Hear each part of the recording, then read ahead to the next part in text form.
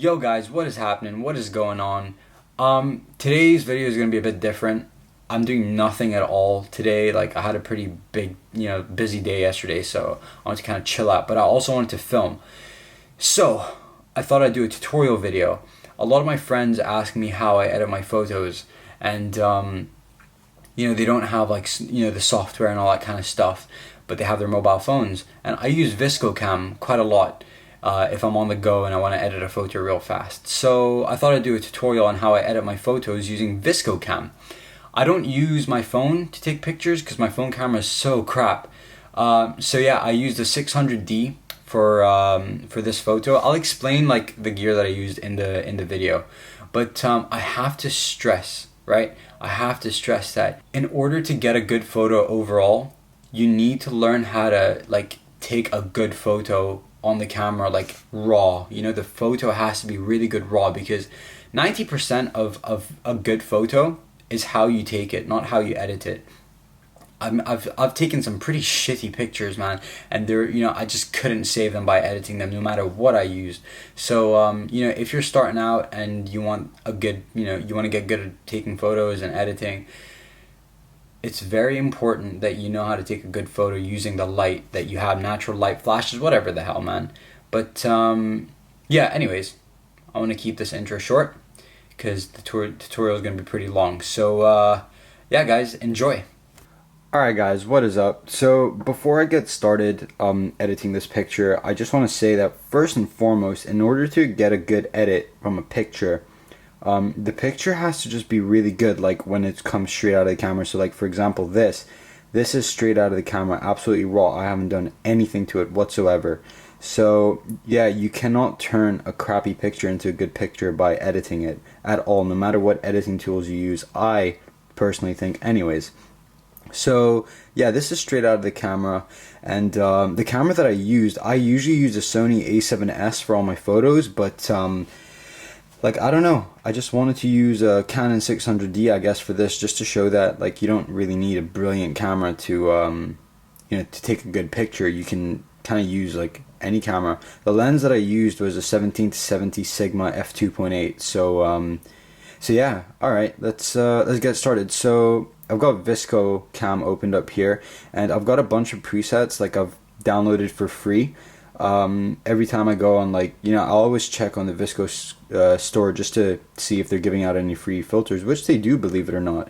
Now, normally the filter that I use is the HB1 or HB2, but I'm not really feeling it for this picture here. Neither of these two. These are terrible. So I'm going to use. Let's go for the. Okay, we'll go for the SE3. Now I like this one because it hasn't actually done much to the picture. It's kind of darkened it a bit, which is my kind of style of edits. So yeah, all right. So we're gonna use a SE3. So let's start editing. Now for the exposure, I don't like to brighten up my pictures at all, because for my theme is kind of really moody and stuff. So I like to generally keep my pictures quite low in exposure, but for this one I feel like maybe increasing it a tiny bit. Let's go for 0.5, 0. You know what, we'll just be random and go for 0.7. Contrast, I like to bring up my contrast just to darken things a bit more. So for this, I'll go for 2, or let's be weird and go for 0.9. There we go. All right. Now obviously the picture, it's it's pretty straight. It's not really, it doesn't need any cropping or anything. So I'm going to leave that there. I don't really play around with this or that, or the crop either. Now for Instagram, by the way, I always take my pictures in portrait mode because I like to have that long kind of picture look for my Instagram. And then for posting on Facebook and stuff, I'll take the exact same picture but in landscape, and then I can just crop it or whatever. But I generally don't really crop. So these here I don't really play around with. Now with clarity and sharpness, I don't touch those either. I hate my picture looking too sharp and crinkly. I like it to look soft. So bear in mind, when I take a picture, I don't I make sure that it's not that sharp. I'll have a bit of like blur to it, because in post, if it's too blurry, I can sharpen it up a bit. But generally speaking, my pictures are usually quite soft, and I like it like that. I hate crinkly, sharp pictures. So yeah, it just gives it a more cinematic look, I think, as well. Like this, for example, this picture, it's not too sharp, so it's got that nice, soft, cinematic, like epic look, I guess. I don't know if epic's the right word. Okay, so saturation. Now, I normally bring the saturations for my pictures down a lot, but for this, I want to kind of bring out the trees and stuff. So I'm gonna bring up the saturation to like a 2. Bring up those colors. That's quite nice, actually. I do like that. And now the highlights, I'm just gonna leave that. The shadows as well, don't really touch those. Can't be bothered. Temperature. Now, I normally don't play around with the temperature, but I feel like this is a bit too brown, so I'm gonna bring it down to like a minus, maybe, let's see, that's getting a bit too much. We'll leave it for minus 1.3. That's okay, I guess. I don't know. Is it okay? Whatever. We'll figure it out as we go along. My tint, I normally don't ever play around with this, but recently I've been kind of adjusting it. I don't know why. New Year's resolution, I guess. You know, new year, new me. So we'll bring that up to like plus 0.8 or something. That's quite nice. You can't see her face, so I don't bother with the skin tone. Now, vignette. I love adding a vignette. And you know what? I'm just going to go for it and just go for like the full vignette look. That just makes it more moodier, I guess. And it looks like, you know, it's been a cold day, but believe it or not, it was actually really sunny. I don't know how the sun never showed up here. So yeah, grain, I like to have a bit of grain. I'm gonna maybe put it like a 3.6 or something. I do like a bit of grain. It just gives it that nice foam look. Fade, I will leave that for the end. So for here, now, I normally don't play around with this, but with this picture, it does need a little bit of adjusting. Now, as you can tell, alright, sorry about that, guys. I got interrupted real quick there. So I don't play around with these shadow tints and stuff, but this picture, I just feel like, I don't know, it's not that colorful, and I want to add a bit of, I don't know, something special. So for here, I'm gonna give it a bit of red. Let's see how much I should give.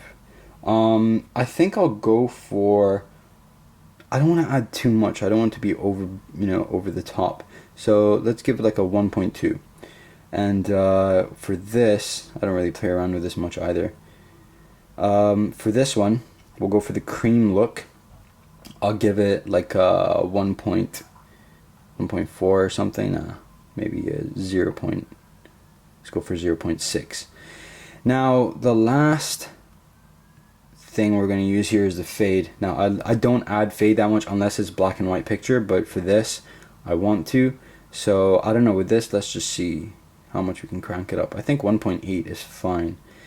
And, yeah, dude, that's pretty much, like, what I do for, whoops.